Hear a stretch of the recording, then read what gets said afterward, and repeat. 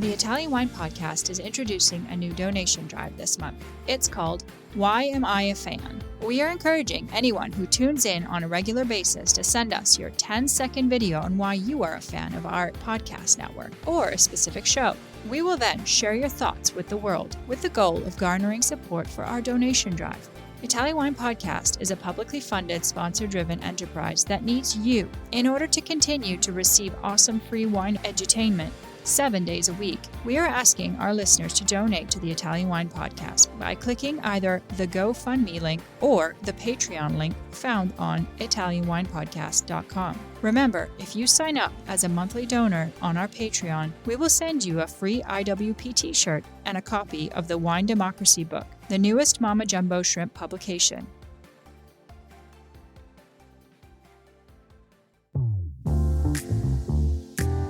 Hello, everybody. My name is Polly Hammond, and you are listening to Uncorked, the Italian wine podcast series about all things marketing and communication. Join me each week for candid conversations with experts from within and beyond the wine world as we explore what it takes to build a profitable business in today's constantly shifting environment. Today, we're joined by Dave Foss, direct from Wine to Wine 2022.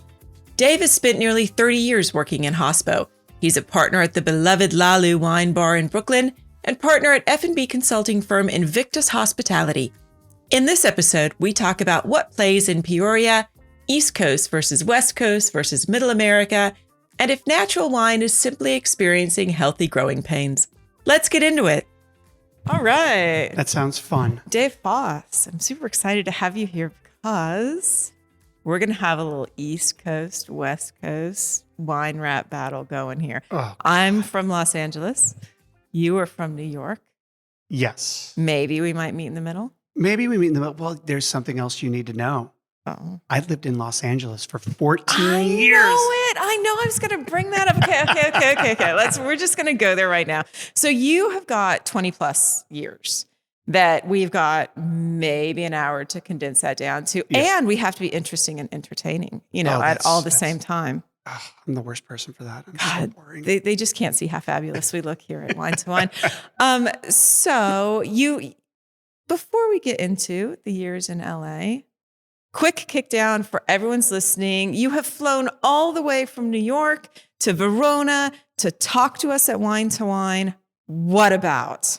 So the idea that they brought me out for was to talk about the differences in markets. I talked to a lot of winemakers, not just Italian, but all across Europe. And everyone has this idea, and they're so fascinated with New York. To New York, what's happening in New York, New York, New York. And we need to... Can you sing that next time? Next time I'll sing it for you. Oh, don't get me started. I sing. Like if you say a word, if you say bye, next thing you know, I'm singing in sync, bye, bye, bye. It's bad. That's awesome. So that's the next podcast. I digress. I apologize. But so, everybody has this idea that New York is where it is. And it is. Like the trends kind of start there, but they don't always leave. So they may leave and go to other major markets, major urban centers, San Fran, Los Angeles, parts of Florida, like wherever there's like this young, hip crowd, that the scene kind of moves there. But that's like the small part of America. Like people forget that America's huge. It's 325 million people. And, there's been a lot of talk about things like natural wine and how it's proliferated and it's everywhere. And, it's even in an article recently said, it's even in Topeka, Kansas. It's like, yeah, there is a place in Topeka, Kansas that you can find natural wine that just focuses on natural wine.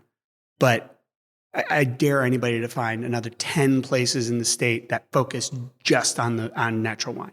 Like one place does not make a trend. Yeah. It's a curiosity. In New York, it's a trend. I mean, it's the norm, not even a trend. It's the norm. But so we're discussing the differences in the markets and what is still popular in New York and what is happening in the other areas and all that jazz.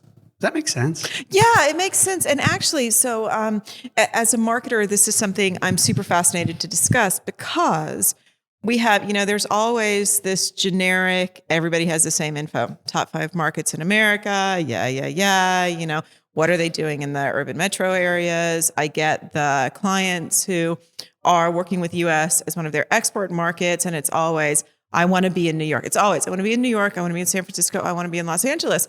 And one of the things that you actually realize when you're looking at the data is, Ohio sells a fuck ton of wine, and everybody else is not saying, I want to be in Ohio. I want to be in Kentucky. I want to be kind of Lexington. Like you pick your places and look for, what are those white spaces? Where is it where all these people are reading about something, but they're like, what is this natural wine thing of which you speak? How do I get this? Yeah.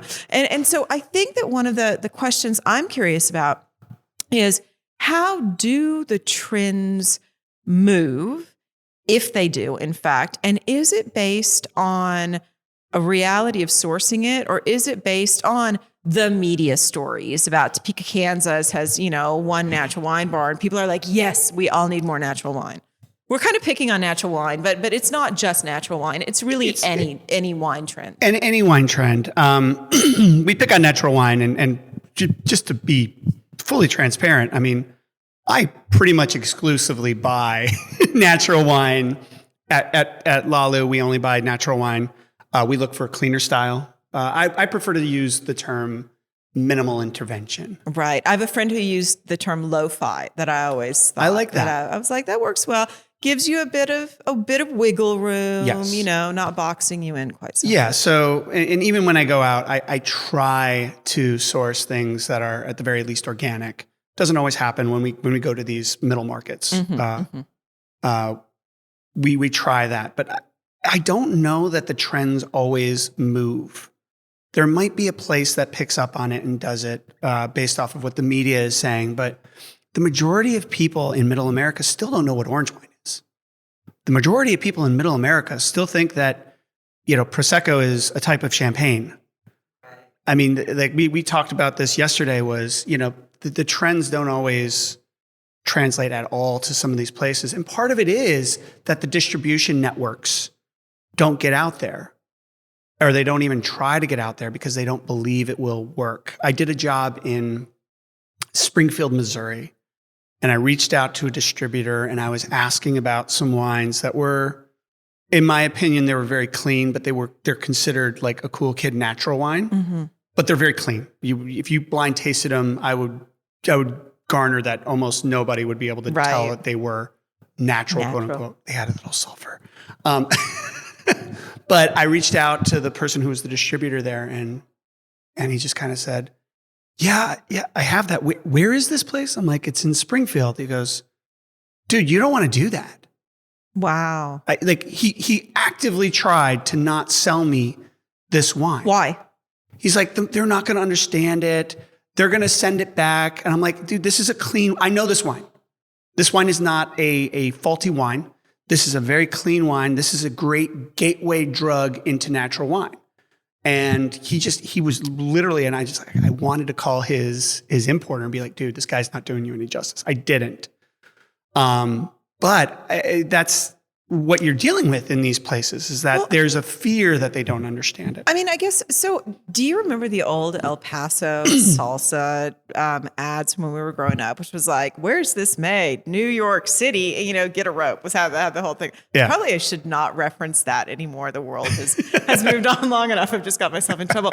But is there just this antipathy coming from some of the middle America places where they're like, oh, that's a New York thing. That's, this feeling of, we don't want to be that. We don't want their trends.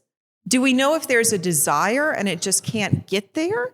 Or if it's importers saying this doesn't make good business sense, or if it's the population saying, you know what, we don't have time to learn about your fancy new thing that you. I think it's a combination. Okay. I think if you are able to show these wines to the people and educate them in a way that isn't condescending. Yeah. That's a huge thing. And like you bring up the New York thing, and I've seen that when I'm out. They're like, oh, this is like some snobby New Yorker coming to talk about wine, some wine expert, quote unquote.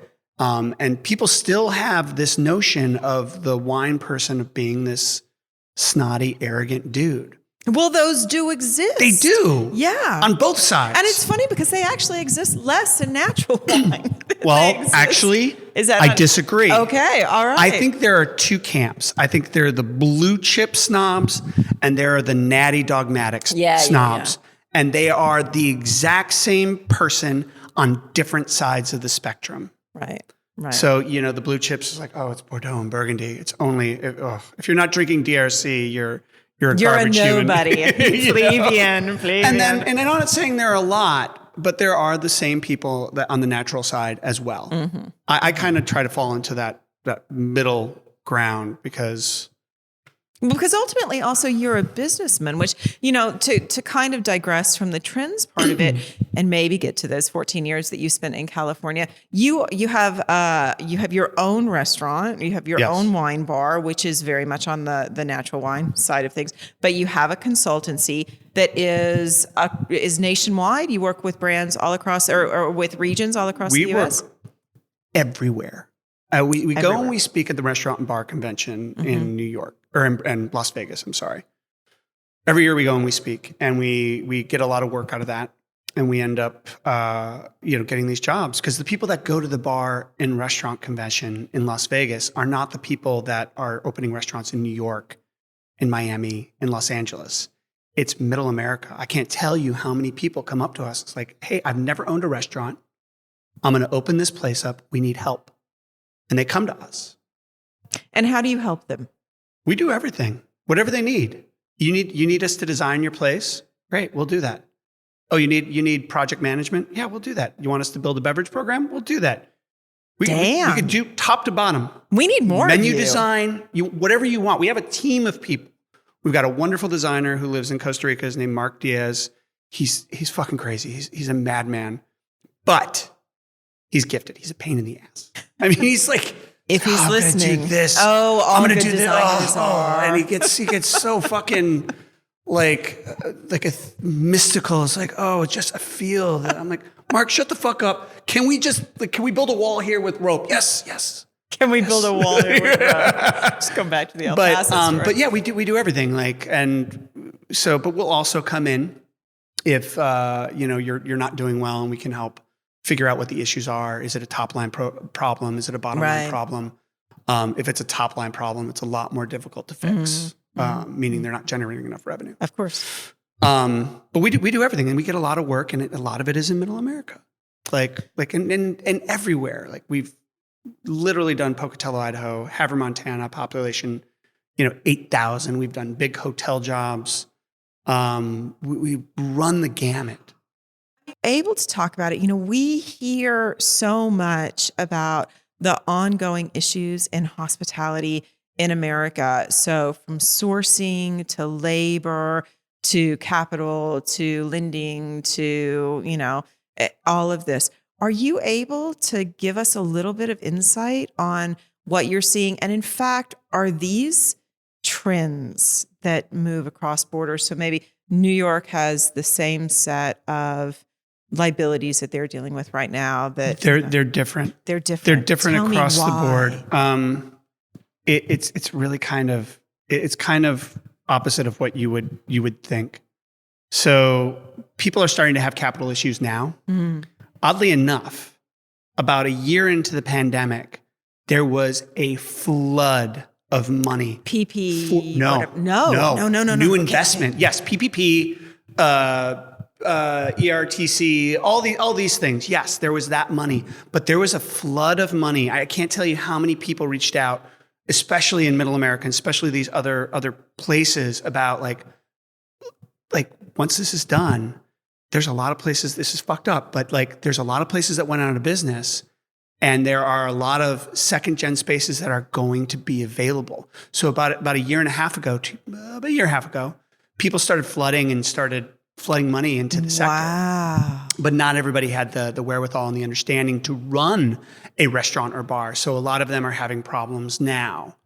The other problem, we saw is that people did get a lot of money, and then people, I know in particular in New York, like everyone was expecting this summer to be slammed. Mm-hmm. It's going to be nuts because the Roaring 20s. Summer 2021 was incredibly busy in New York City. Restaurants, even though we were, half capacity or 2/3 capacity, people were going out. Like it was a busy New York summer. Normally New York is not busy in the summer because people couldn't go to Europe. People couldn't travel.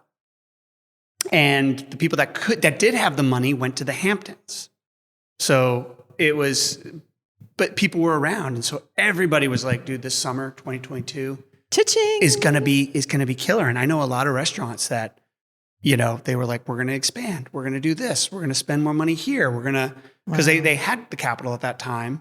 And they just were like, this is going to be great. And then it was not the summer that anyone expected because people could finally leave. Mm-hmm. People were like, oh, New York was like, oh, I can go to Europe? Great. I mean, I went to Colombia. We went to Cartagena. It was great. I got out of town. People could travel. So people left. It was a different experience. And so New York has had its own troubles, but we're like right now the city is booming. I want to kind of go back to your wine bar. Yes. Where do you does most of your wine come from American domestic production or is it from overseas production? It's mostly Europe. It is mostly Europe. Okay. I just wanted to confirm that before I would say 95% of the list is Europe. Is European. Can you talk a little bit about adoption of local wines versus European wines? Because what we see in some of the markets is that it's very much this, I want the California wine in California, I want the New York wine in New York, or is it a thing where most of America now, or in this case, I should not use that trend language, is it a thing where you've got 22-year-olds coming in and they're like, absolutely, I want to try this crazy French wine or this Spanish or, are they interested? Because a lot of what we're hearing is it's really hard to onboard younger American audiences to European wine. Outside of New York, it's very difficult. Inside of New York, it's easy. That's what they're coming for. And outside of New York, meaning Middle America or Middle America, Florida as well as Middle America. I mean, even I know that Miami is becoming like a little bit of a natural has like some natural wine places, but it's not dominating the Miami wine scene. It's an up and comer. It's definitely trending, but it's not this. Hasn't taken over like it has in New York City or Los Angeles. Well, because in LA, for so long in California, there was this notion that it was really hard to actually sell European wines in California because we had such a fabulous native wine production, right? And so you could sell a Bordeaux in New York just because of heritage, whereas and proximity, whereas it was much harder to sell the same Bordeaux in Los Angeles. You don't find that to be true? For me, it's not hard. I know. That's really hard. So I like think it's really hard to not talk in our bubble. Yeah. So it's like, that's my, I have to think about, yes, it is difficult for a lot of people to sell those wines. Not as much in LA anymore, but at one point it was very, very difficult. So time in LA, you worked for some of the major restaurant groups. I worked for, I was at Mondrian Hotel Group, which was China Grill, which was Asia to Cuba, China Grill Management. That's the classic. I think the name that they gave it in Eater was, the shit show restaurants. Oh my God. Look, it was a party. It was, Ian Schrager started Mondrian Hotel Group. It was a party. And I also worked with like nightlife venues. I helped run nightclubs like Hollywood Hotspots. We don't talk about this normally. I can't believe I'm talking about this. God. But we would always try and have. Younger. You're a little bit younger than me. I would always have we always tried to have fun, interesting wines. I knew about natural wine at that time. This is like the mid-aughts.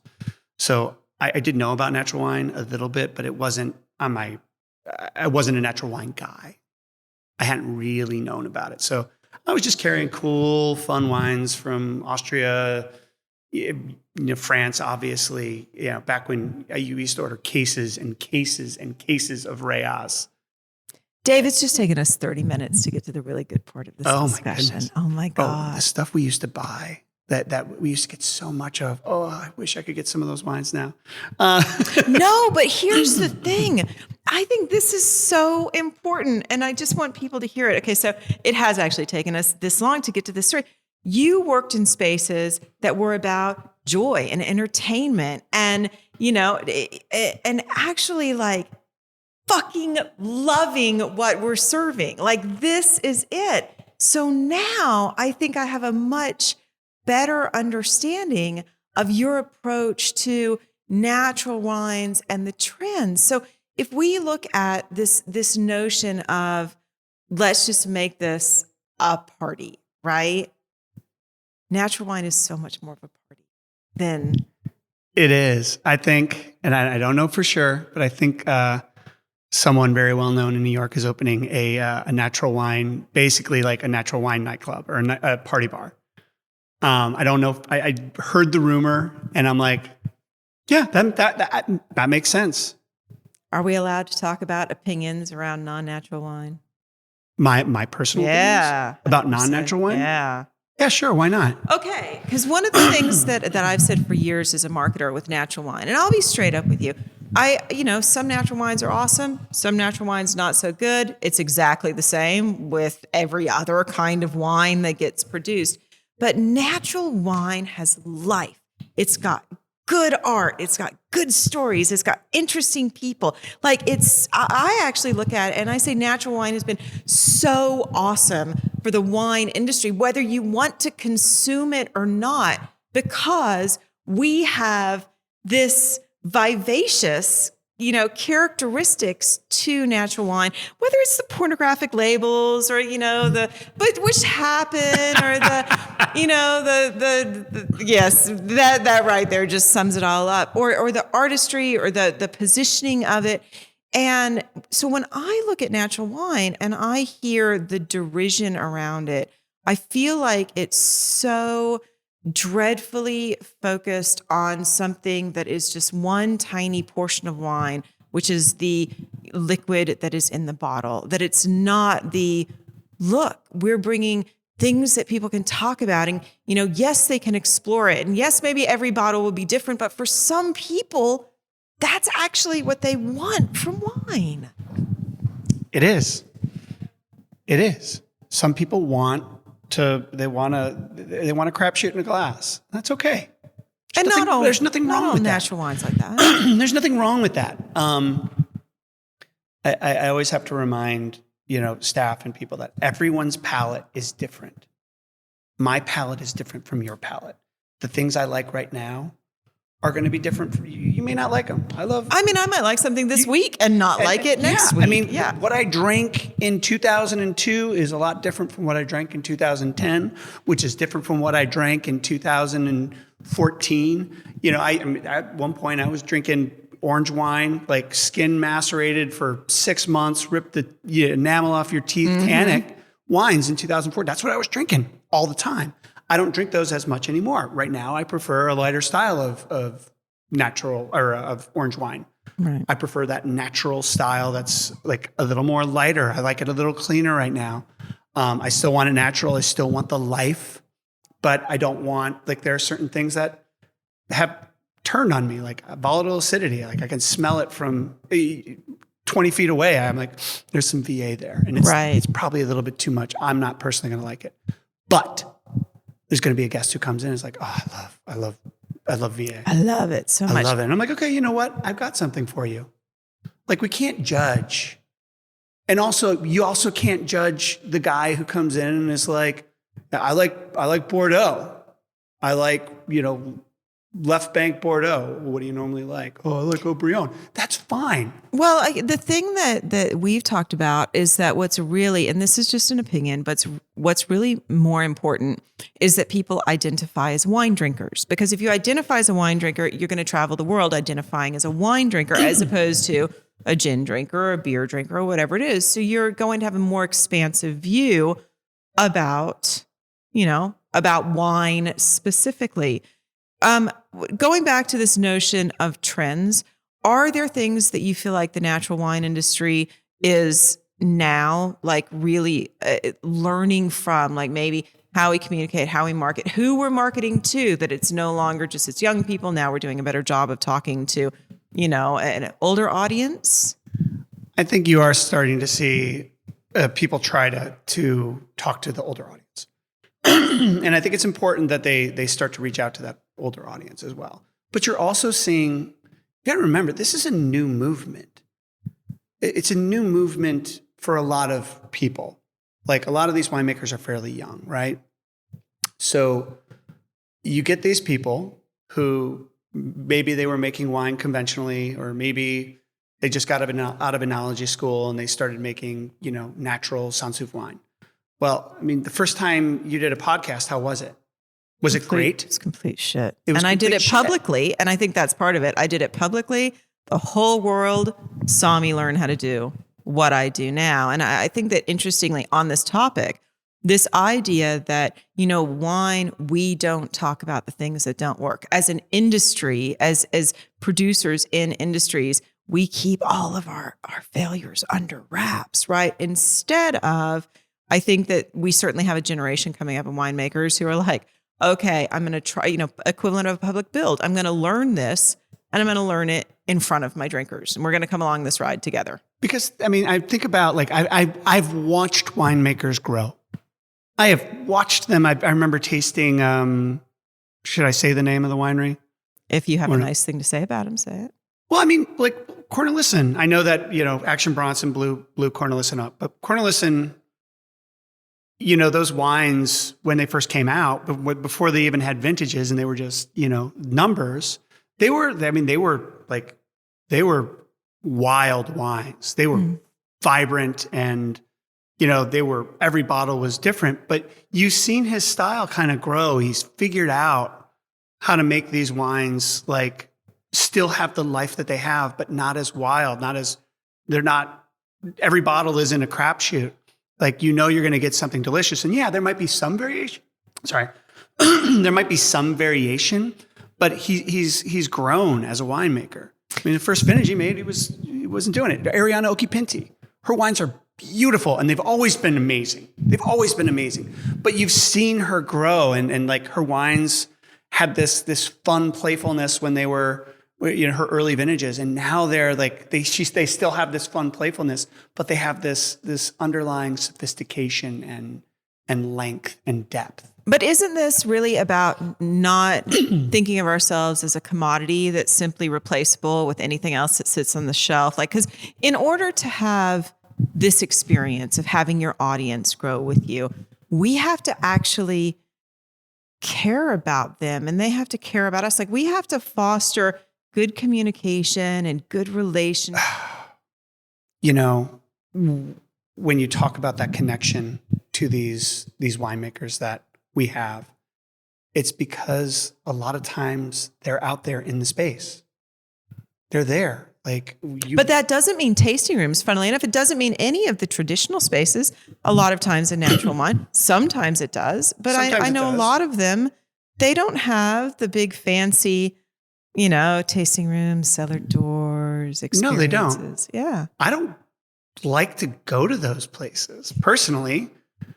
I mean, I take that back. I love to stay at those places and then go visit. But so when you say they're out, they're out there. They're out in the market. So they're in the market. They come to the market and they go to places and they meet people. I think what we call producer night.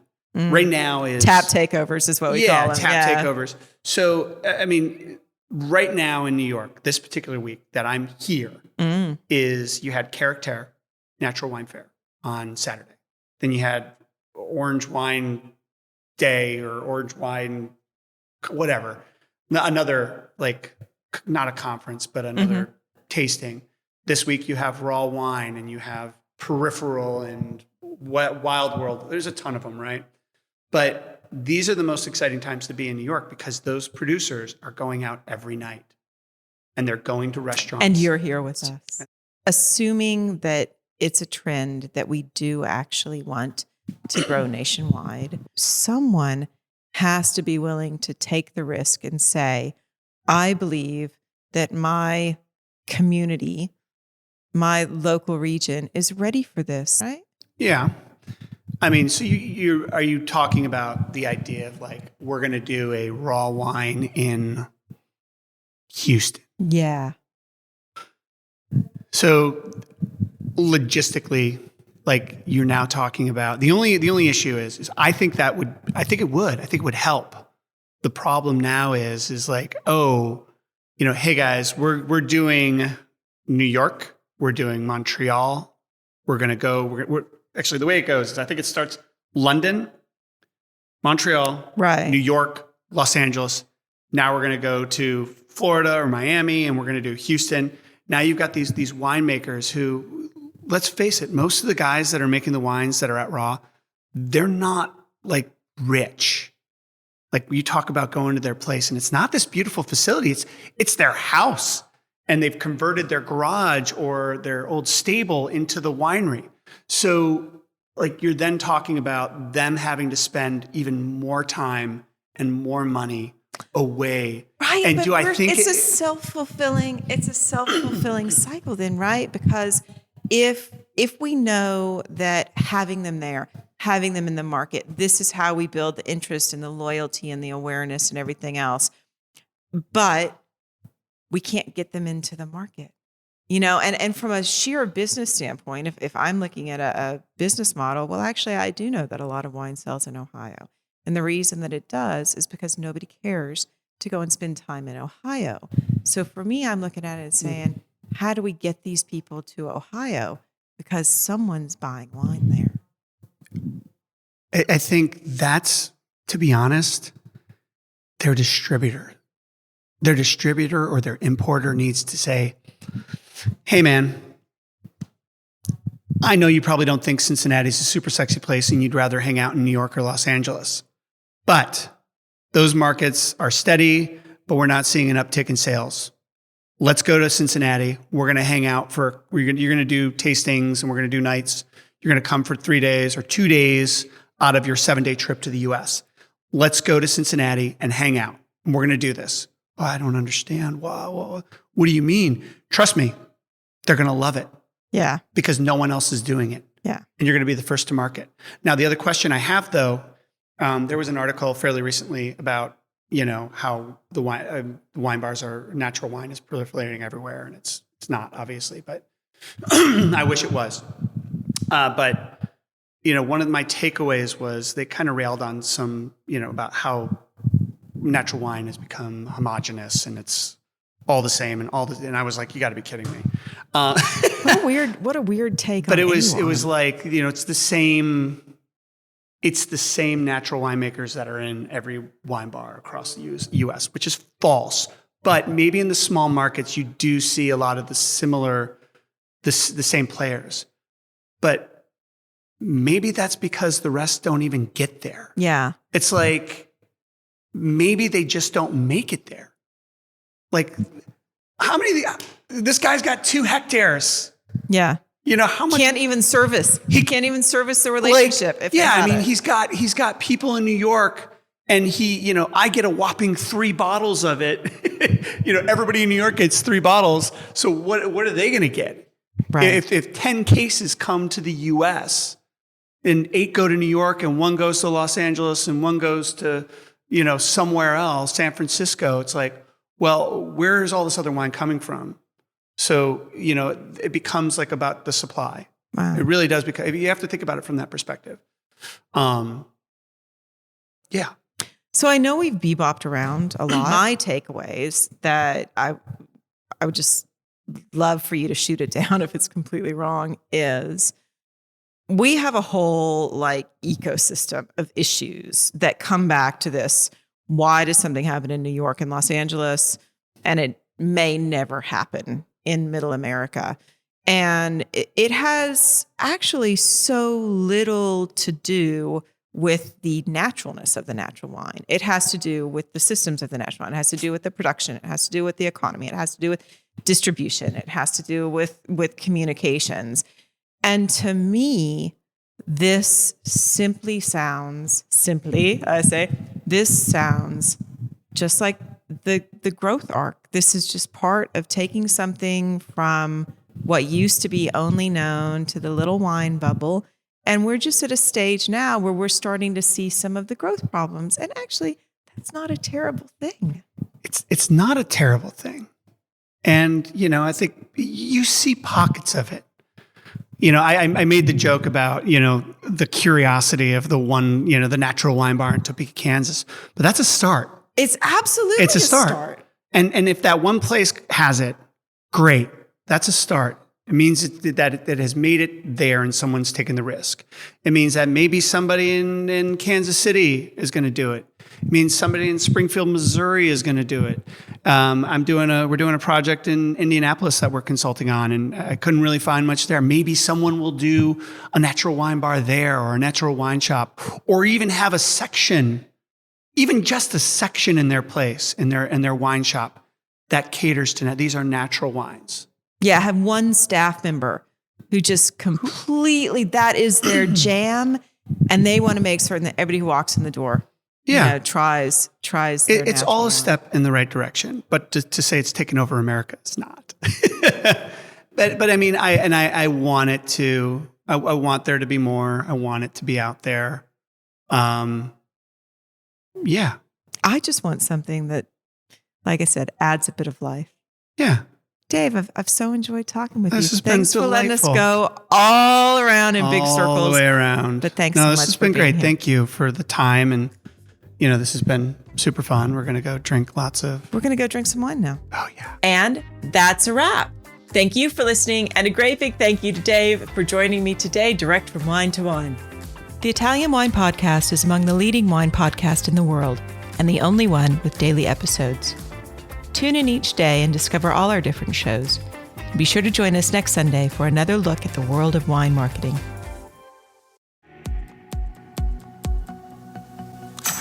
Listen to the Italian Wine Podcast wherever you get your podcasts. We're on SoundCloud, Apple Podcasts, Spotify, Himalaya FM, and more. Don't forget to subscribe and rate the show. If you enjoy listening, please consider donating through ItalianWinePodcast.com. Any amount helps cover equipment, production, and publication costs. Until next time, cin cin.